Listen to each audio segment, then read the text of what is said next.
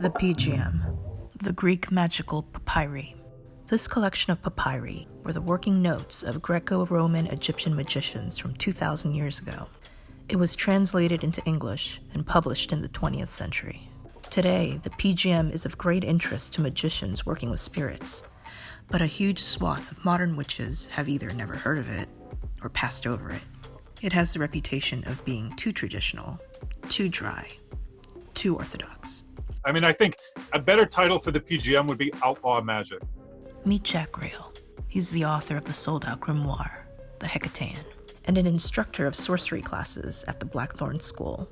His latest class, PGM Praxis, 50 Rites for 50 Nights, is starting now and will run for the rest of the year. Traditional magic, the phrase is sort of a turnoff. It's like saying, do you want to come to my traditional church service? Well, most people are Christians, say no thanks. But traditional magic is quite different because traditional magic honors the liminal person, the threshold person, the marginal person. And the most valuable skill they have is to be themselves and to be willing to form a relationship with something that can be elusive. The PGM is filled with practical spells that address the everyday concerns of everyday people. And yes, there are love spells too. You wait till you know you're going to see them. And when you come into their presence, you look them in the eyes. And when you look at them, in your mind, you say the word 7 times to yourself. And the idea behind the whole spell is that one word is the true and secret name of Aphrodite, or Venus, the goddess of love. Get instant access to the complete 90-minute conversation and the secret name of Aphrodite by becoming a member at patreon.com/witchesandwine. Oh, and by the way, there is one scholarship that Jack and the Blackthorne School are giving away. More details will be at the end of the video, so make sure that you watch for that. Hello everybody, Jolene here. Today I am with Jack Grayle. On my Facebook page written that anything that Jack puts out, anything he teaches, I will be there. So Jack, thank you for joining me today. Well, thank you for joining me, and I appreciate the lead-in. I've noticed that there's definitely been a trend to go back into the traditions of magic. There's actually a really big pushback against this sort of like, do whatever feels right to you. What are the benefits of doing things a traditional way? Here's what I discovered, because I was the same way. And there's nothing wrong with going with your intuition. A person's intuition is the best tool they have to tell them when they're on the right path. But there's a way it can go too far, I think. Sometimes it got to be all about the feels. Well, does it feel magic-y? It feels magical at first, but then gradually it feels less and less magical, and that doesn't necessarily mean it's not real. It just means you're entering into a new phase. And so that's what made me hungry to try to say, are there any principles that go back 1,000 years, 2,000 years, that people for generations practiced, to make sure I'm not just making it up off the top of my head, or doing whatever feels good that day and then discarding it and afterwards feeling like I'm just sort of messing around. There seems to be like 2 camps in magic. One that's like all about the technique, the rigorousness of the technique, and the other camp that's a little bit more intuition based. A lot of people are going to be thinking, well, why should I try this technique stuff? It sounds very patriarchal. It sounds very much like structure, and I'm like feminine and flowy. So why should I read some sort of manual that was written thousands of years ago, probably by a dude, and do it that way? Here's what I think the answer is. I think there are 2 systems of magic. I think one is what people think of when they think of energetic, which is such an amorphous term. We kind of know what it means inside intuitively, but it's really hard to put into words. And the other one I think of as the spirit model. The spirit model doesn't have anything to do with the feels, really.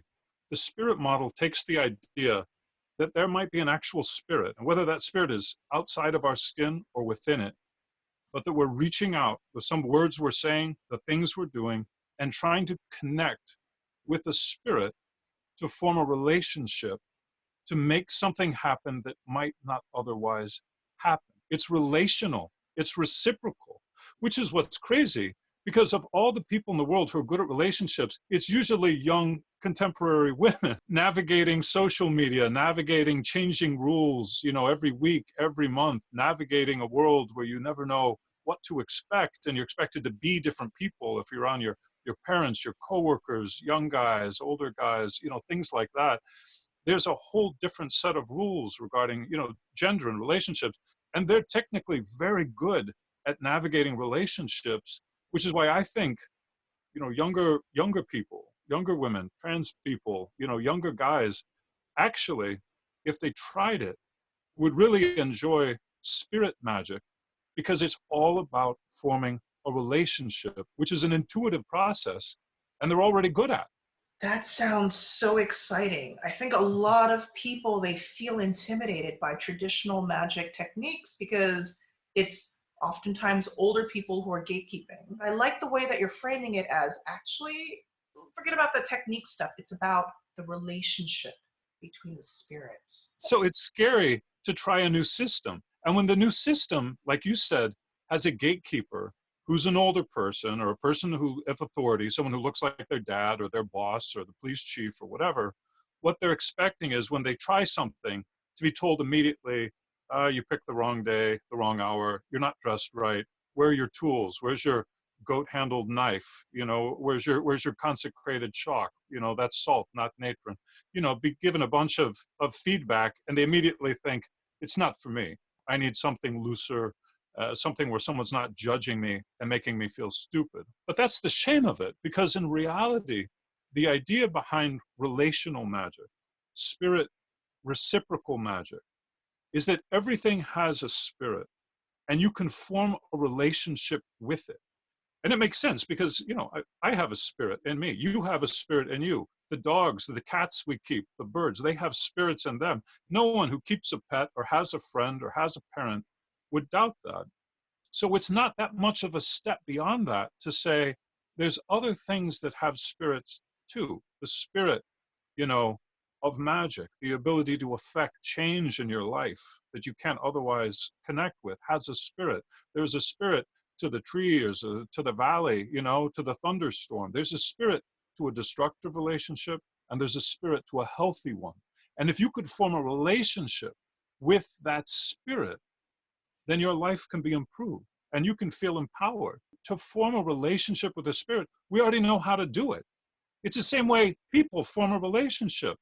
If I want to form a relationship with you, what do? We spend time together. There has to be connectedness. There has to be a willingness to reach out, a willingness to fail to some degree, and a persistence. You know how it is. If you meet someone at the party and you like them, you send them one text afterwards, hey, let's have lunch sometime. If they don't respond, you might have to reach out a second time before you give up. You might have to swallow your pride and actually say, hey, do you want to get together for coffee? And that persistence is the same thing that's needed in this type of work. And it's far more important than whether the candle is black or whether the natron is in a brass bowl or whether the incense is myrrh or frankincense.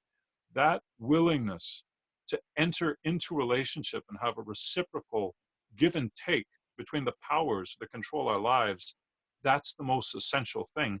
And that's what most young people have. Well, a lot of young people, especially people who occupy more liminal spaces in society, trans people, women, people of color, people who need to navigate many different identities in society, they're really good at this. And oftentimes they're the ones who feel as though these traditional kind of like older white dude dominated techniques, like they're just like, oh, not for me. But as you've mentioned, they'd be so great at it. It's so true. If you look at a lot of what you might consider gatekeepers or people who are teachers and stuff like that nowadays, or of contemporary magic, a lot of them look like me, right? Older, white, male. I mean, it's just a fact. When you look at traditional magic, it's often the liminal people who are the most involved. You have in a folk magic in the Balkans, Georgy Mashev, in his book Thracian Magic, says that postmenopausal women, magic is their purview. In ancient Egyptian magic, the scryer, the person who would actually see the vision of the spirit, wasn't the full-grown adult priest. It was a young prepubescent child. before, prepubescent kids were deemed back then to be androgynous. They hadn't developed sexual characteristics yet. They were in the between. And that's the irony, is a lot of times the books are written, the classes are taught, the initiations and the orders are run by people who look like me, but I'm actually the least suited to it. I find these waters difficult to swim in, and I'm continually outstripped by people who are younger than me, look different than me, more marginal, more liminal, people who live at the thresholds of life and have a fresh perspective. So it's very true that traditional magic, the phrase is sort of a turnoff. It's like saying, do you want to come to my traditional church service? Well, most people who are Christians say no thanks. But traditional magic is quite different, because traditional magic honors the liminal person, the threshold person, the marginal person.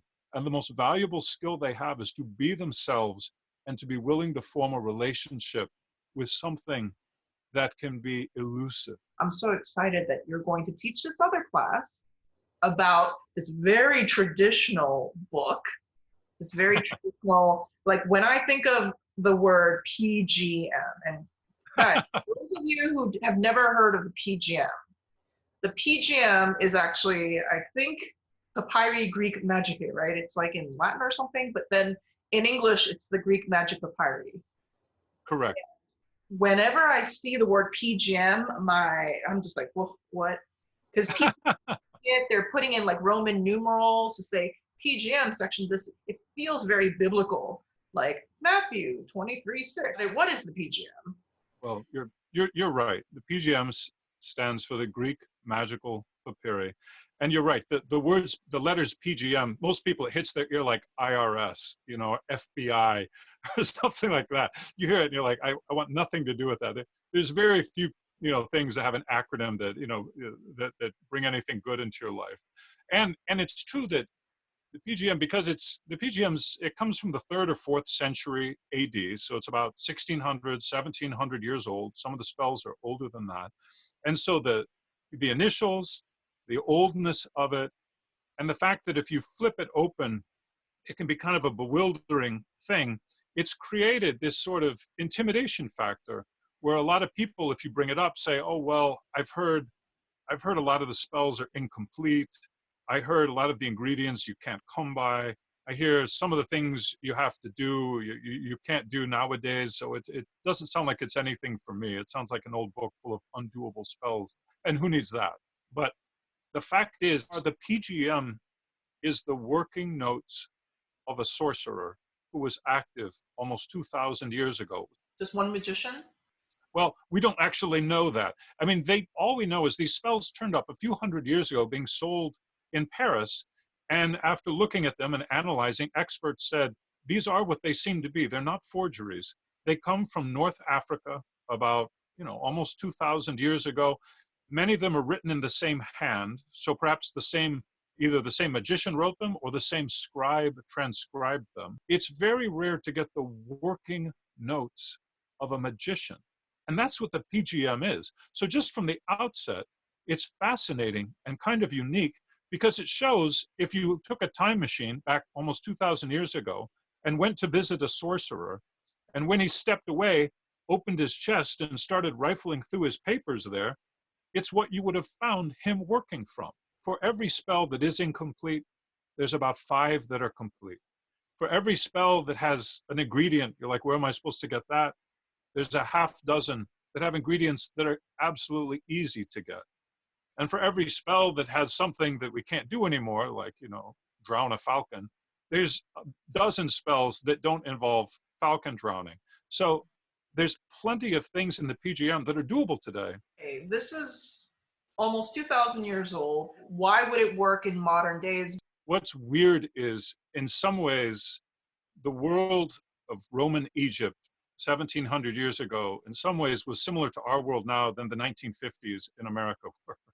I mean, they lived in a world where they had lost faith in their rulers. You had these brutal thugs like Caracalla or Galabalis, people who were looting the government for whatever they could take.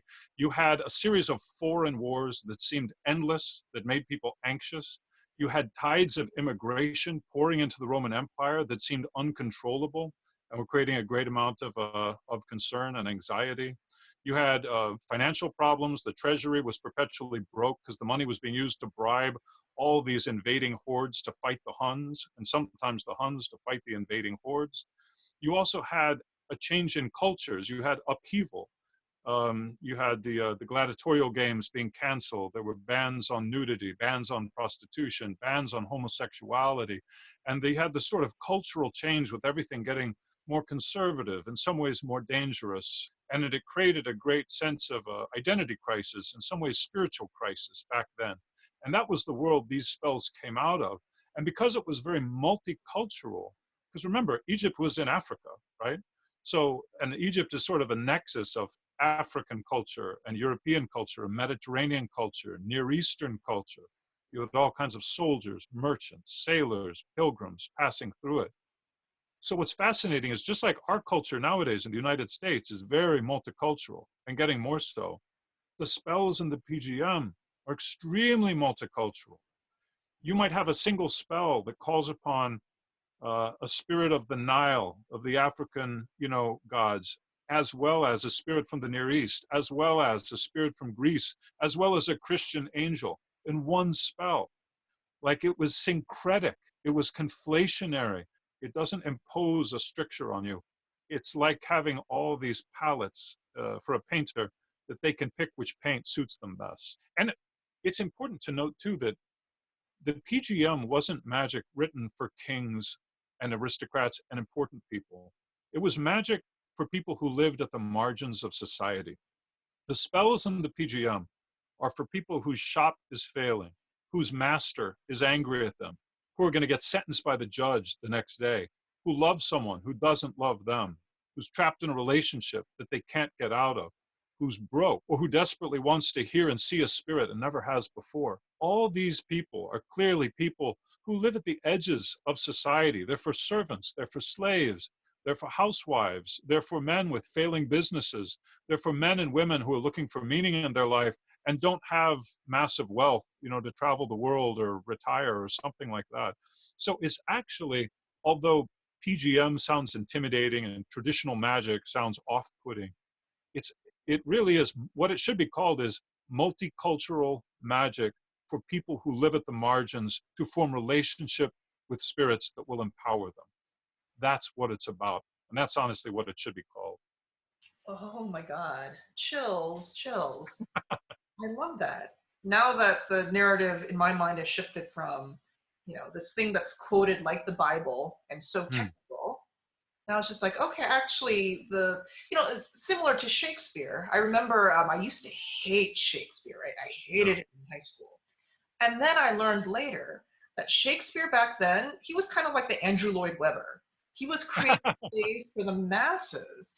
He was creating plays that he hoped that everybody would see it. It wasn't just for the educated. It wasn't just for the literati. It was for everybody. When people put on Shakespeare right now and they make it so rarefied and people get turned off by it, or the way that it's taught in school that it's like so highfalutin, that's not the actual intention that Shakespeare had. And so for me then, the sorcerers, the people who are writing the PGM, they are sort of like the friend. They're the last resort. They are the people there who are going to help those who really don't have anywhere else to turn. You're 100% right. That's exactly what it is. And the thing about it, what I liked what you said about it, that sense of last resort is very much the vibe of what sorcery was for back then. Because keep in mind, back then it was illegal. Sometimes people think, oh, back in the days of yore, when everyone was allowed to dance around, topless and do magic all day long, that was not the case. For doing the type of magic in the PGM, you could be burned alive or crucified in Northern Africa. It was risky. It was really risky. So to take that risk, think how desperate you would have to be. So it very much is a magic of last resort. But what's exciting is when you choose to do it, the model of it is very empowering. Connections is most common between equals. If two people are equal, there's a better chance of them being, making a meaningful connection than if one is much higher or much lower than the other. And the same thing was thought for spirits. If you're going to reach out for a deity, then find that within you that is the deity itself. Let the God speak to the God.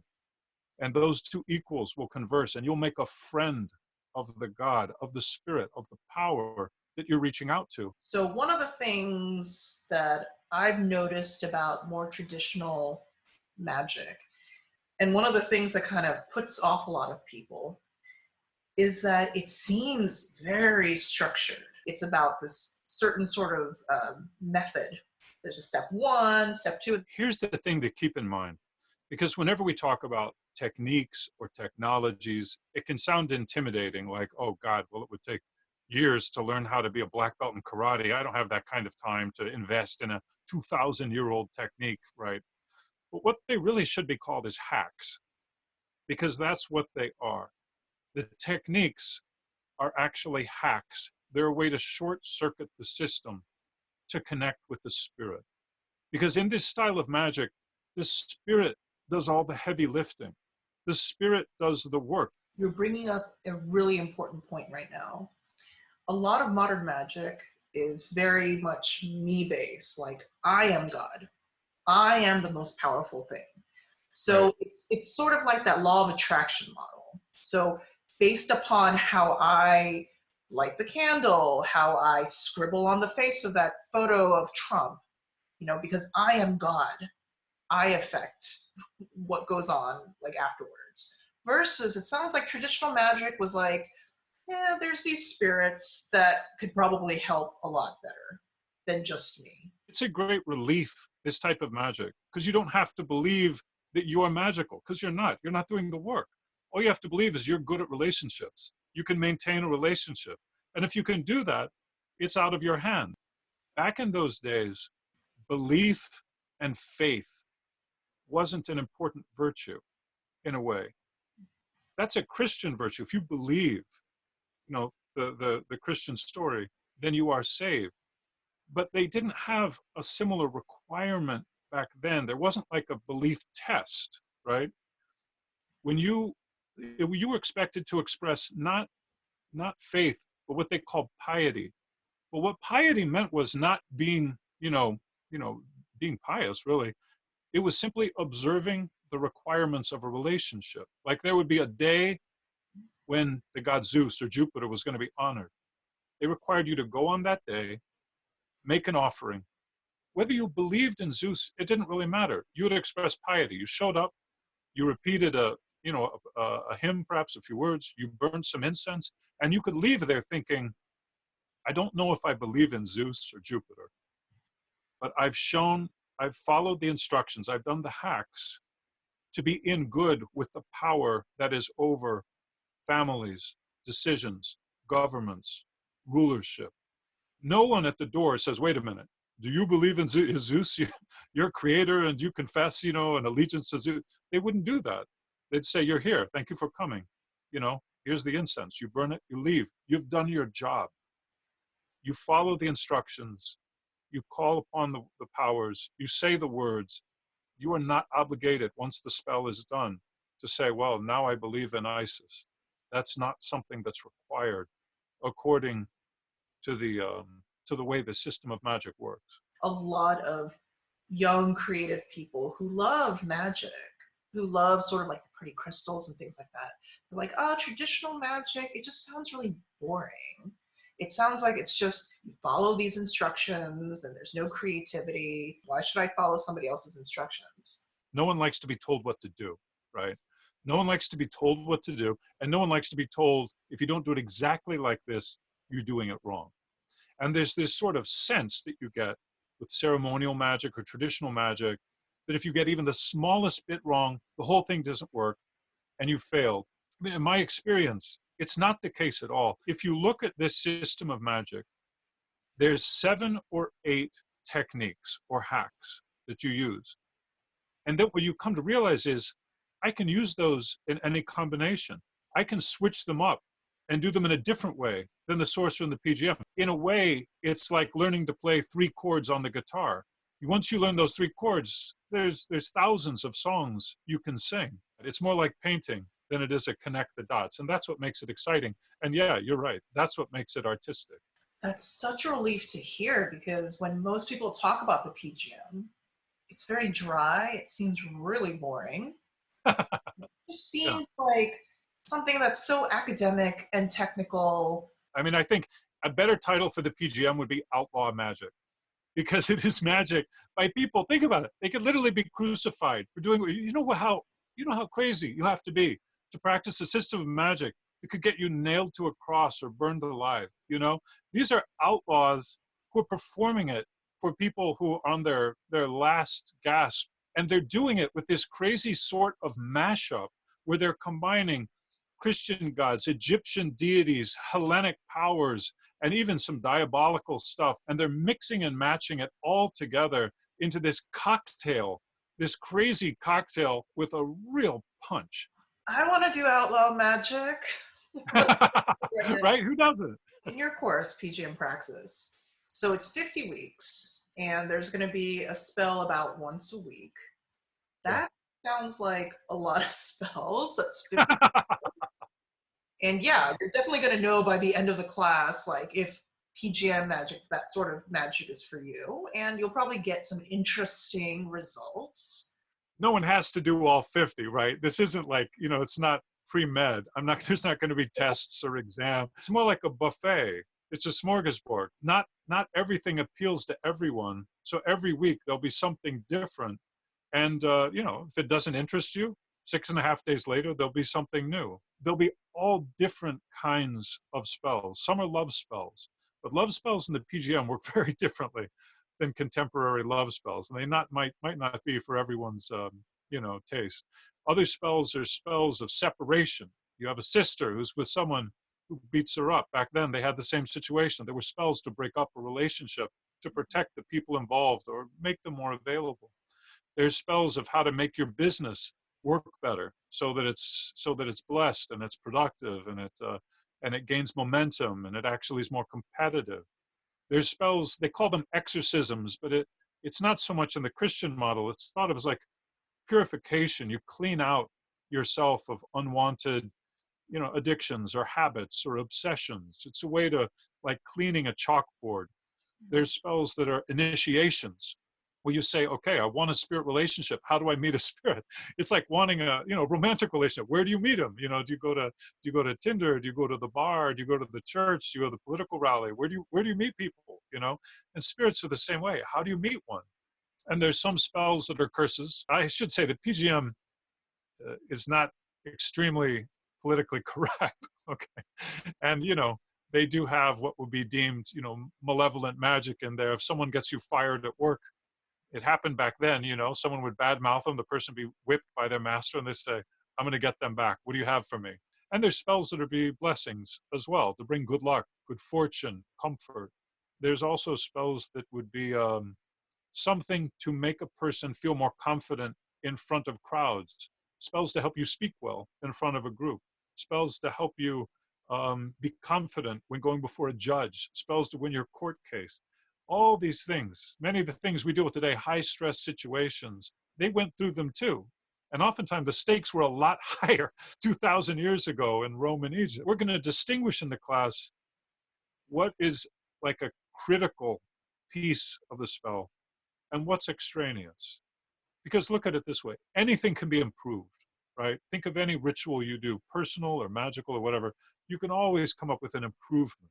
Yeah, if you layer on additional items, clothing, symbols, timing, the right hour, the right day, the right place, the right, you know, everything.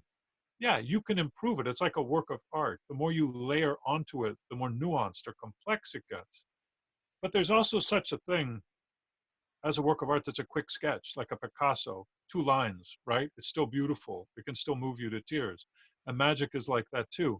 You can still have a hack for people of limited means. You can still cut it down to what's the most critical element here. If nothing else, get this right. And if you want to do more, it's up to you. And that way you start to get the sense of it. You can use your own judgment. And you realize it's not all about spending money. It's more about being willing to take a chance, you know, take a risk, connect with a power, and make a difference in your life, using what you have at hand or what you kind of manage to get without, you know, going broke or going into debt or running up the credit card, because that doesn't help anyone feel more empowered, right? Well, just as like a preview of what sort of spells that we might be learning in the class, is there a really short, simple spell from the PGM? It's one of the shortest spells in the PGM, and I think I may start with it in the class. But it says it's a love spell to Aphrodite. All it is when you're in love with someone and they don't love you, or you want them to notice you, you want them to feel more for you, you wait till you know you're going to see them. And then it says you keep yourself pure that day, which means you're so focused, you probably don't eat until you meet them. You don't drink any alcohol. You don't do anything sexually. You're clean, you're on point, you're sharp, everything is ready.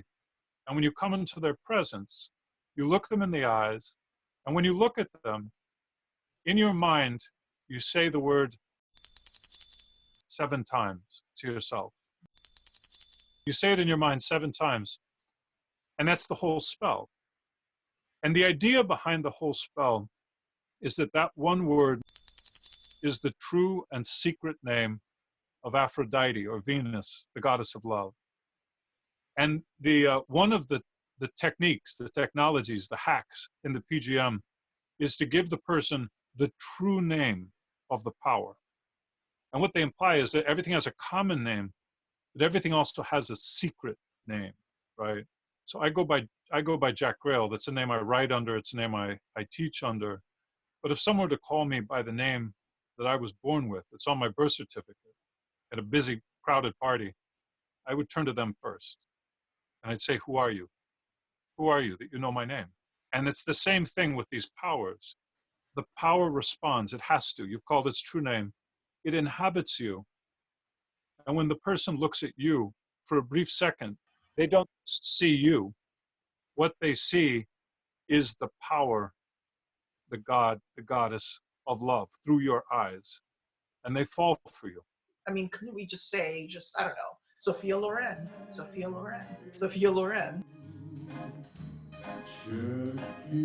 Your question is, it's a great point. I would say this, if someone said, Sophia Loren, Sophia Loren, Sophia Loren, and had made themselves, pure, and called upon that name with sincerity. Let's say she's your favorite actress. You think there's no one as desirable, as Sophia Loren.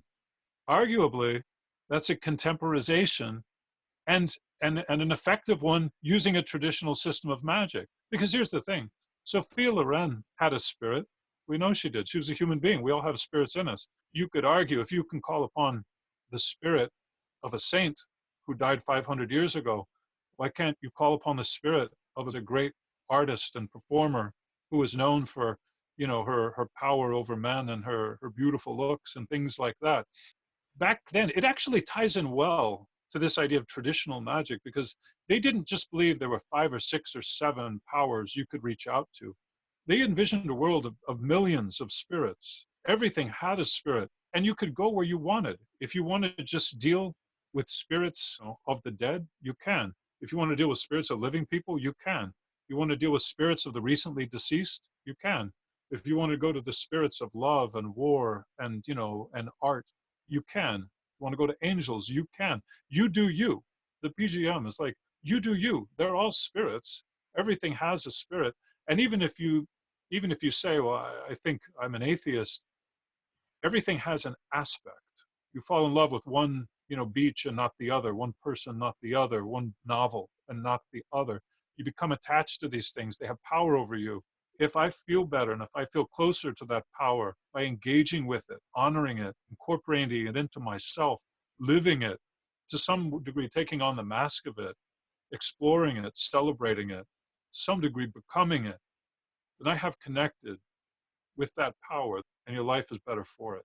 What you've just explained right now is, we're actually bringing in that energy. It could be a living spirit, recently deceased, all different types of spirits. But as long as you know the principle, you can start swapping in whatever feels great to you, and that's where the art comes in. It's going to be, yes, we're going to use a spell almost as like a template, but after you learn the template, then your art, your creativity, your individuality can start to come in. Ideally, you take the template and run with it and do what you want in a way that makes sense and is exciting and fun for you. Oh my God, Jack. And that's the opposite of how so many people approach the PGM and magic. They don't see it as a template, they see it as gospel. Yeah, yeah. They see it as a set of rules that have to be adhered to. And if you fail even one of them, you're 100% a failure. And they're the gatekeepers of what's right and what's wrong. And it's demonstrably wrong, because when you look at all these spells, a lot of times there's so many of them that are going for the same thing. There's so many love spells. There's so many curses. And there'll be similar techniques, but every one will be different. Well, if you had to do it exactly the same every time, why do we have 30 versions of them, right? It's because it's more art than science. But you'll see the same patterns. Oh, they use a true name. Oh, they use some magical words. Oh, they try to do it at a certain time that, is similar to the power they're calling upon. And you're right. If you can't adapt it, if you can't make it yours, then what's the point? It's just reenaction. It's like dressing up as a Union soldier and reenacting the Battle of Gettysburg. That you're never going to have the other side win. It's always got to end the same way if it's a reenaction. We're not just doing reenactment. It's not LARPing. It's meant to be a living tradition that you're adding to and building upon the principles that are there in your own way. It's not cosplay. Right. As fun as cosplay is. I'm thinking about all the people who do sort of remakes, like they're doing their own cover versions. Sometimes the cover versions, they're spectacular. They take the original and it's a completely new thing. Right. And isn't that one of the reasons why we enjoy cover versions? It's not because they sing it exactly like Dolly Parton. When Jack Exactly. sings Jolene, he doesn't sound like Dolly Parton. He's not doing it exactly like Dolly Parton. I can easily understand how you could easily take my man, but you don't know what he means to me, Jolene.